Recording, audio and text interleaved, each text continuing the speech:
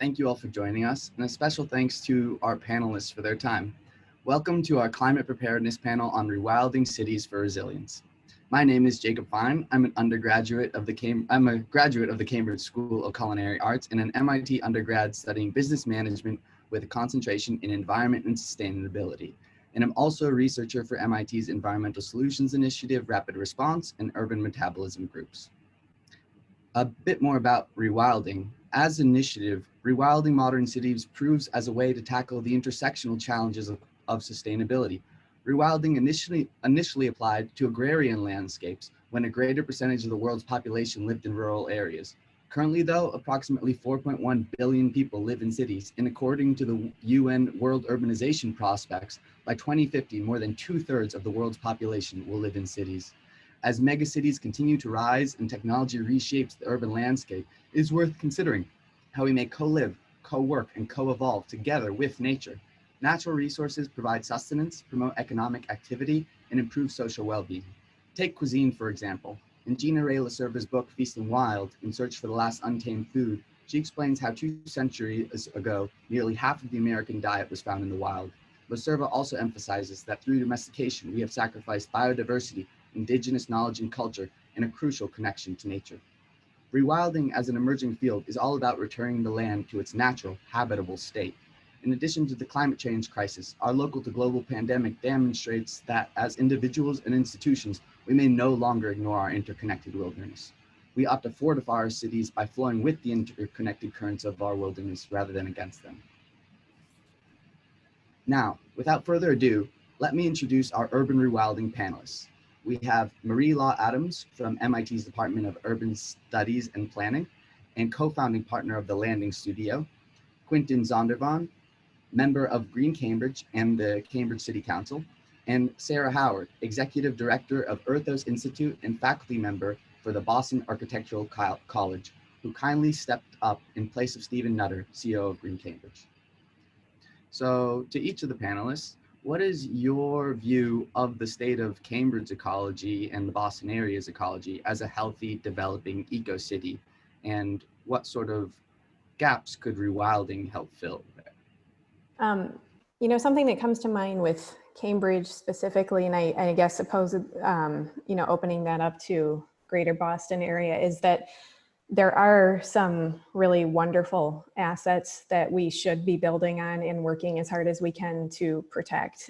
Cambridge has some of the best parks in the area. The Fresh Pond and Danahy Park is an amazing transformation of a former landfill. Magazine Beach and Memorial Drive are really great areas reserved along the river. And I would say that, working to protect those things, making sure that the damage that has happened to other park network systems in Boston in these areas doesn't happen to them. And I think that does come from a lot of, a place of education, of citizens caring about their park networks and systems, and kind of prioritizing that over other competing interests like development and how transportation networks happen and that sort of thing. And then I think it also connects with what Quinton is saying at the smaller scale. As individual residents, we all need to be looking at the smaller scale incremental things that we can do in our own homes and streets to improve our climate resilience and to bring nature back into urbanized areas. It is possible to kind of get a more productive balance than we currently do see. And I think Cambridge has been doing some really interesting projects to kind of adapt streets to find spaces that aren't really fully utilized and bring in some bioretention to deal with stormwater. I think a fact of today is that this is a heavily urbanized area. That's probably not going to change, but that does mean we have to be really creative about protecting what we have, and then also trying to find spaces to do better with what we have, to kind of design better, to find ways to make productive natural systems more present in the built environment. I'll pick up right where Marie left off. We are about 70% pavement, I think, in Cambridge. in terms of our surface area. And one of the negative consequences of that is that when it rains, the water runs off into our storm drain system, and it picks up all kinds of pollutants along the way, which ultimately end up in the river and then in the Boston Harbor, where it negatively impacts seagrass. And it turns out that seagrass is a tremendous carbon sink. And so that's just one pathway through our local urban ecology that we need to look at and say, how can we do better? And the good news is that we have been improving in that area. You know, Cambridge is doing a lot of work on stormwater and sewer separation. You know, we're investing millions of dollars in that work, which tremendously improves the stormwater runoff that ends up in the harbor. As well as we did the wetland restoration project in the Alewife a few years ago, which again tremendously improves the stormwater quality that ends up in the Mystic River in that case. So, you know, there's a lot of opportunities there to rethink how we use our surface area on the land and how that can improve the ecology in the water. And, you know, all of that, as always, is totally interconnected. One of the things that we've found in working in the Alewife is that the Alewife is actually at the edge of 5 municipalities. And so while we're seeing individual municipalities doing some really interesting and innovative things, we see systems like the Alewife really suffering because we can make decisions at the edge that may make sense for the municipality, but not for the whole system of like the Alewife or the Mystic. And so it is where, you know, watershed associations are very helpful, but at the same time, I think enabling policies would be very helpful too, and at the state level. And one that was kind of at the, you know, in the pipeline, but it doesn't seem to have gone very far, but I would love to hear if anyone else has some insight on this, is the Massachusetts, the proposed bill providing for the establishment of a comprehensive adaptation management plan in response to climate change. And in looking at that, I would argue that we need to be able to look at the system as a whole and include our urban wilds in that system. And so in some ways we need to zoom out and zoom in, right? Zoom into how the actual microsystems are operating, and then zoom out and see, okay, well, we obviously, urban wilds have been playing an important role in climate resiliency, like throughout the eons, really. So we need them to be robust. And how do they work across different boundaries? And how can we use enabling legislation like that Massachusetts policy bill to help facilitate that? Because then that enables Cambridge to do what it's doing better as part of that larger system. So how may we efficiently increase our collaborative organizational connectivity to better tackle this rewilding initiative? We see a lot of hurdles because of sort of geographically segregated governance models that don't work with natural systems, and that becomes particularly problematic when dealing with water that just doesn't work with municipal boundaries. And then there's also the kind of divisions of responsibilities that come in state agencies and in funding streams where, you know, if you're trying to work through a stormwater related problem that relates to transportation, it's one agency. If it's related to a public open space, it would be something else, like maybe the Department of Conservation and Recreation or the city. And not all of these agencies see climate resilience as core to their mission. And that's a really important thing, that needs to be folded into what everyone is doing so that we don't have to kind of play hot potato when it comes into questions of, you know, how do we do better stormwater management? And that doesn't fit into the category of park space for people, but it also doesn't fit into the category of roadway infrastructure, let's say. That's something that we see a lot specifically in our projects, where you kind of are seeing the intersection of open space infrastructure systems, and then there's no way to kind of move forward with implementation. I would say that this is not for lack of solutions. We know how to do better green stormwater infrastructure. We know how to bring more nature into urbanized spaces, but how to get the will and the funding to do that is the question. And a lot of the kind of government agencies really need to be updated in terms of what they see as core to what they do and the impacts of what they do. I think that along with the enabling policies, there are also enabling funding mechanisms that I think could help us with this. So the Community Preservation Act, thank you, that enables towns to allocate a certain amount of their sale of real estate to 4 areas, and many of you know what it is, to basically help support their community. So it's, you know, affordable housing, green space, recreation space. What's the 4th one? Historic preservation. Thank you. It's almost like a stick that the state uses. I mean, not a stick, a carrot that the state uses, that's an enabler. And then there's another one, Chapter 40B, which is like the stick for affordable housing. If a town or a municipality doesn't have 10% affordable housing, then developers can bypass local laws, not laws, but you know, permitting processes in order to build, as long as a certain percentage of what they are building is affordable. And I think at the state level we can, and I'm actually, this is really funny because I don't work at the state level, but I just see the state as being crucial in enabling some of this. And that we could have, so not just policies that enable us to work together, but funding mechanisms and carrot and stick mechanisms that enable us to really work with these systems across boundaries and across disciplines, because really what you're also talking about is across the different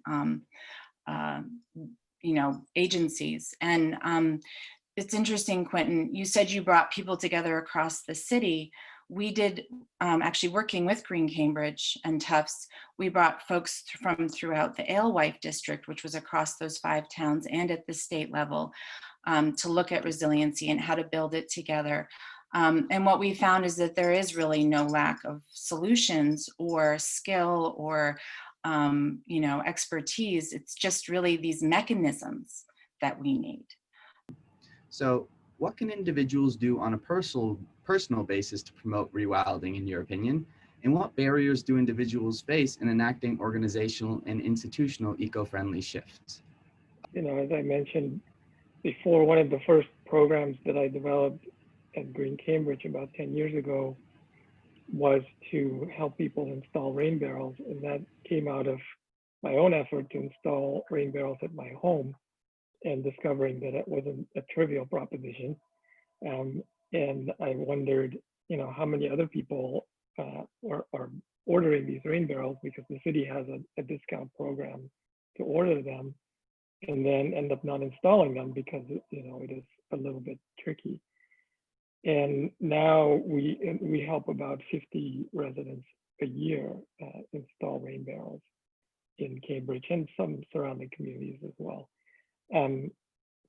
So that's, you know, just one simple example. And the other thing that was great about that program was that it was a great entry point into having a conversation with the homeowner about other things they could be doing in terms of sustainability and ecology.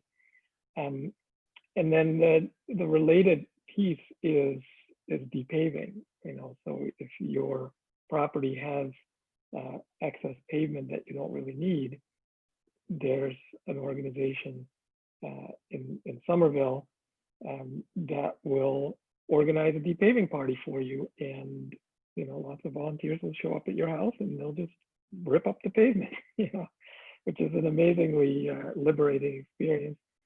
And then you can re-landscape that area and introduce more more nature to your property. So, you know, those are two very specific things that people could do on their properties. And then, of course, if you have the space, planting trees is particularly important. There's a little known program in Cambridge called Back of the Sidewalk, where the city will actually plant a tree on your property within 20 feet of the sidewalk, if all you have to do is agree to take care of that tree.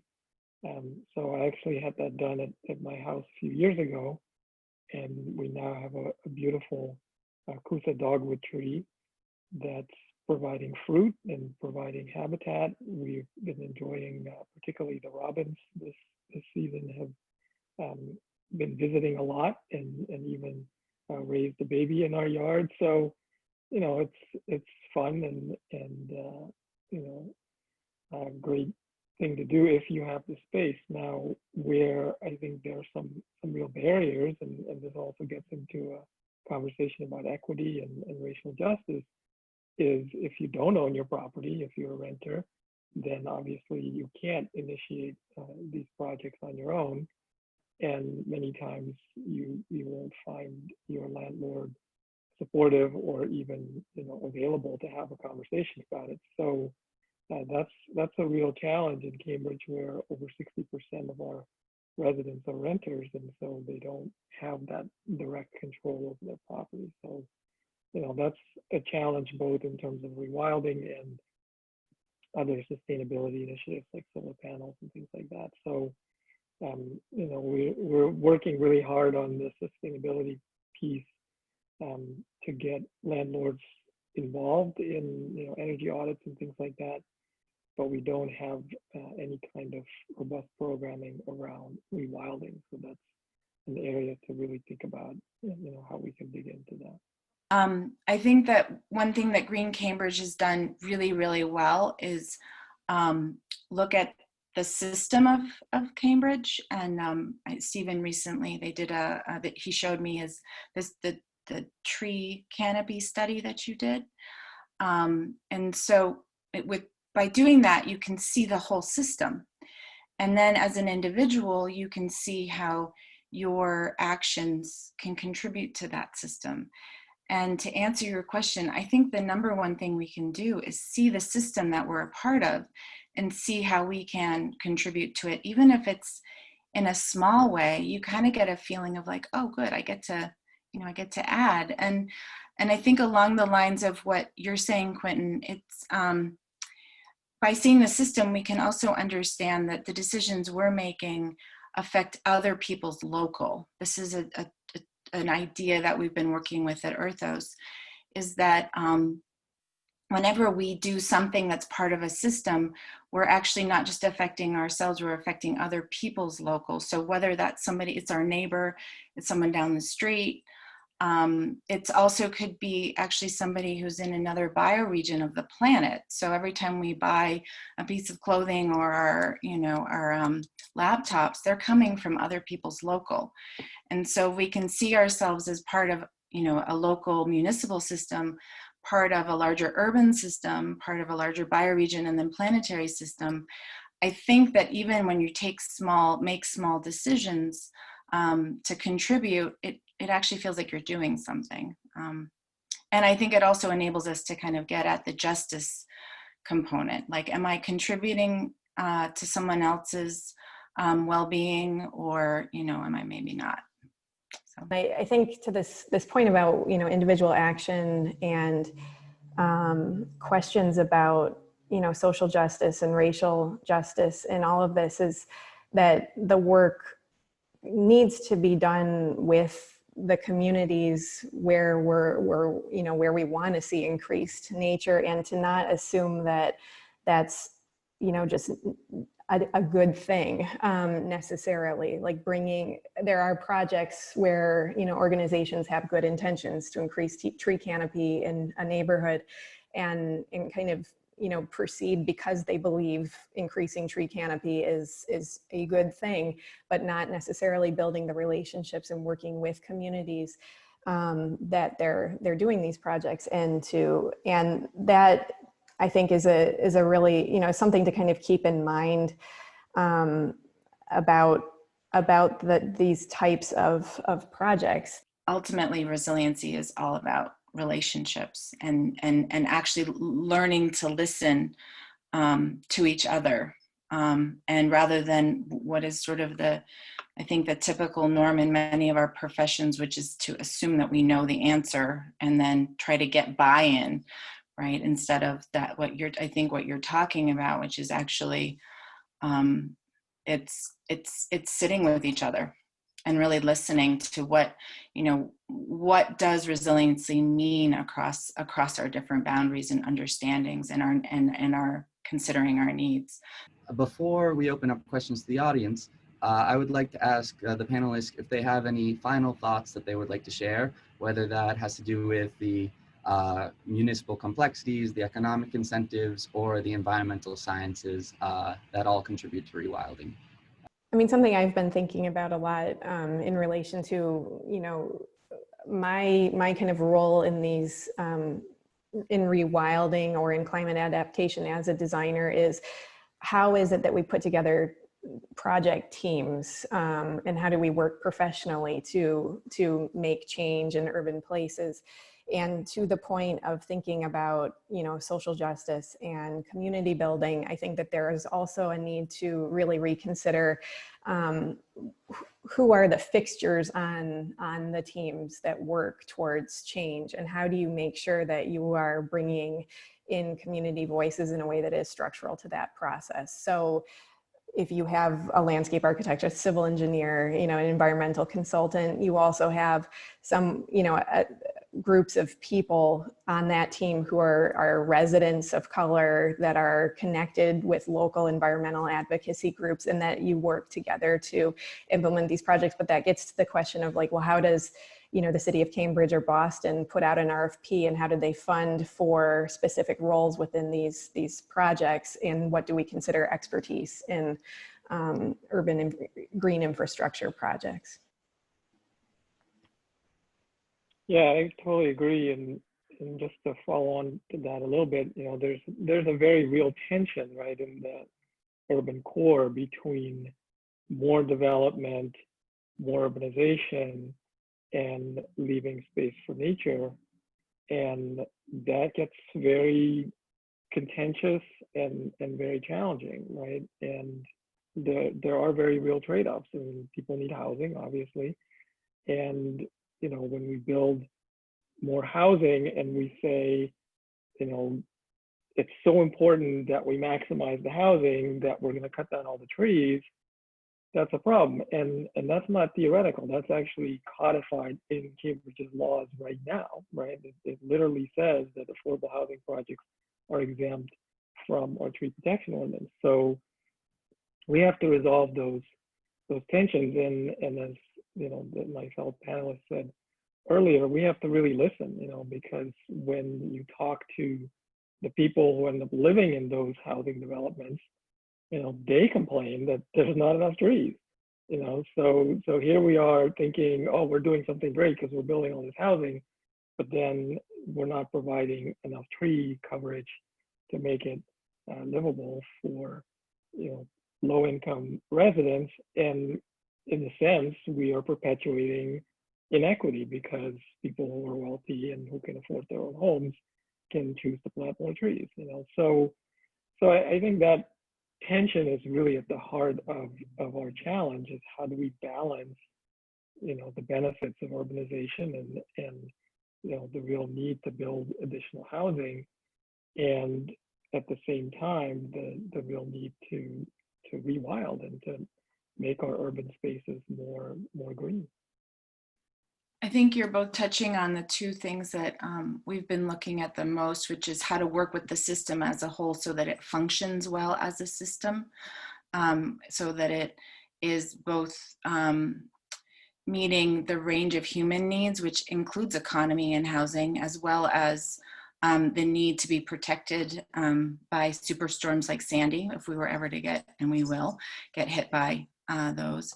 And then also in working towards those kind of just, resilient healthy systems, who's part of the team structurally, and not just part of the team, but I would suggest part of the leadership, and also part of the knowledge construction. How are we creating knowledge about places?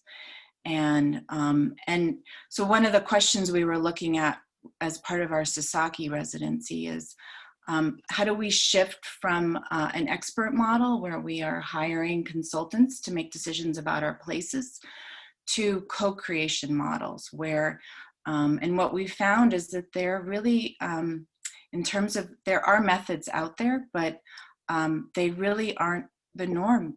And so how can we better understand them and start to bring them into the spaces that where there's really decision making that's happening, where really where the power structures are.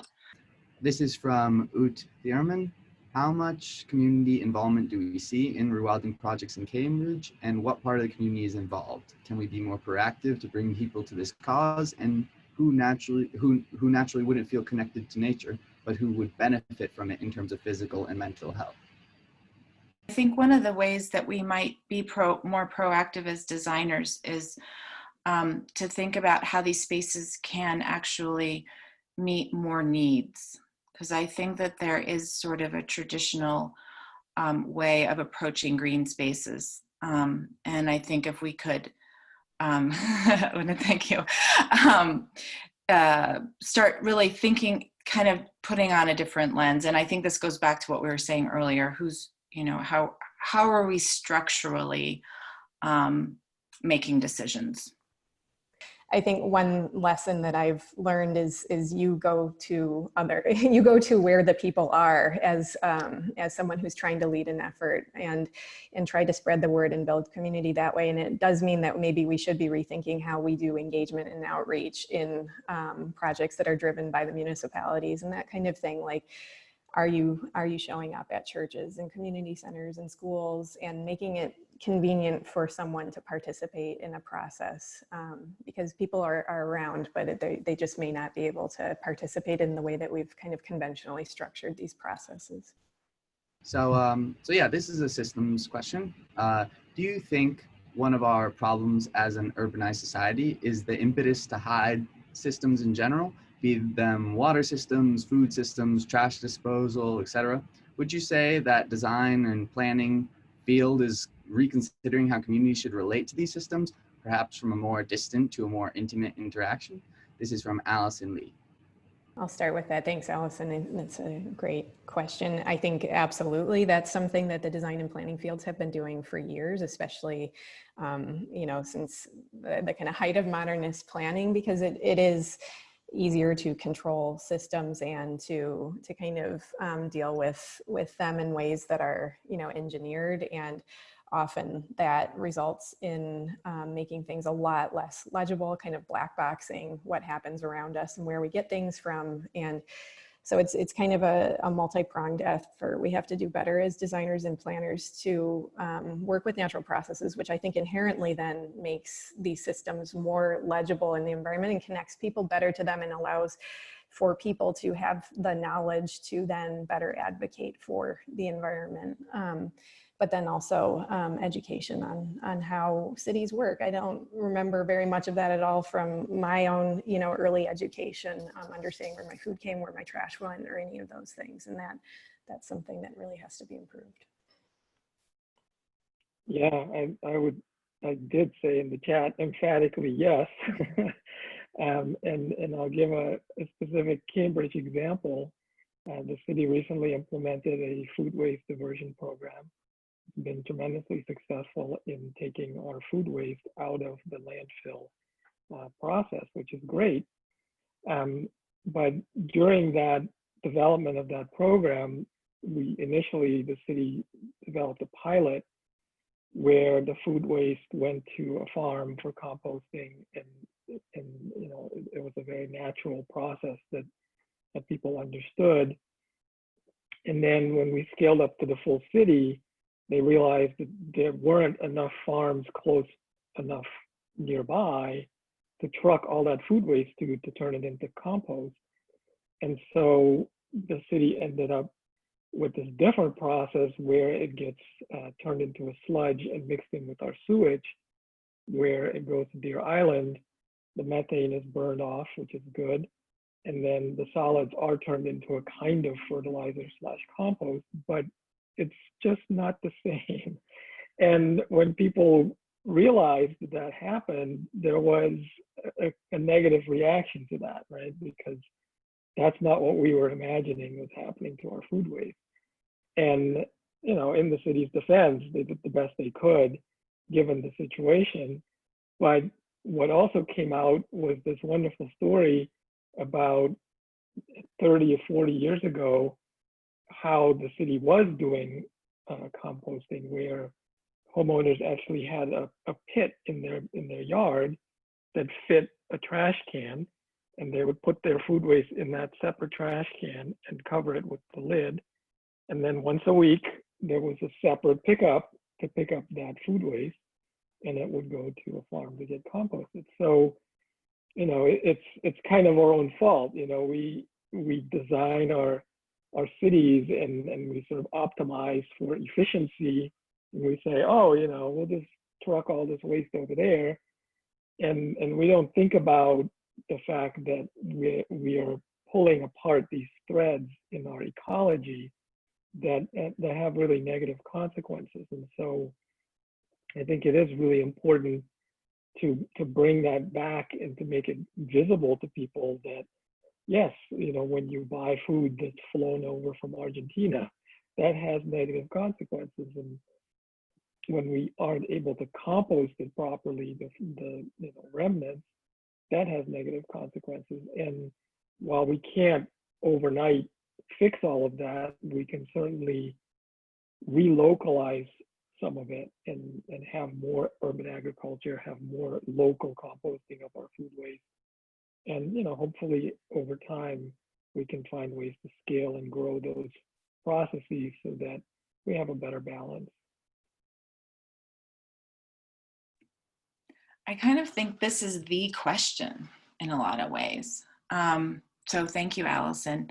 And I guess for me, the way I can kind of highlight this is, Quinton, I have a connection with the Netherlands too. It's where my mom is from, and my family lives there.